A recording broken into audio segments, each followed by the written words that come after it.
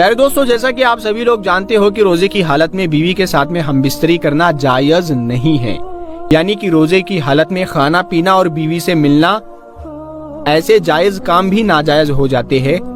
اس کا مطلب یہ نہیں ہے کہ آپ پورے رمضان کے مہینے میں ہی اپنی بیوی کے ساتھ میں ہم بستری نہیں کر سکتے ہو۔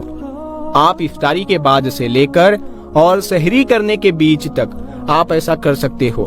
صرف روزے کی حالت میں آپ بیوی کے ساتھ ہم بستری نہیں کر سکتے ہو۔ ایک مرتبہ ایک شخص اللہ کے پیارے نبی حضرت محمد مصطفیٰ صلی اللہ تعالی علیہ وسلم کی بارگاہ میں حاضر ہوا اور آ کر بے تحاشا رونے لگا۔ یہ دیکھ کر آپ صلی اللہ تعالی علیہ وسلم نے فرمایا، اے شخص، تجھے کیا ہوا ہے؟ تو رو کیوں رہا ہے؟ تو یہ سن کر وہ شخص کہنے لگا، یا رسول اللہ، میں برباد ہو گیا ہوں، مجھ سے ایک بہت بڑا گناہ ہو گیا ہے، اب مجھے پچھتاوا ہو رہا ہے کہ میں نے یہ کیا کر دیا۔ اے اللہ کے نبی، میں اب اللہ کے عذاب سے ڈر رہا ہوں، آپ مجھے کچھ ایسا فرما دیجئے کہ میری بخشش ہو جائے اور میرا یہ گناہ معاف ہو جائے۔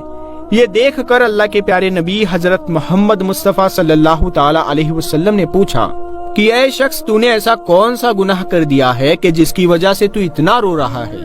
تو یہ سن کر وہ شخص کہنے لگا، یا رسول اللہ صلی اللہ تعالی علیہ وسلم، میں نے روزے کی حالت میں اپنی بیوی کے ساتھ میں ہم بستری کر لی ہے، یعنی کہ میں روزے کی حالت سے تھا اور میں نے اپنی بیوی کے ساتھ میں صحبت کر لی ہے۔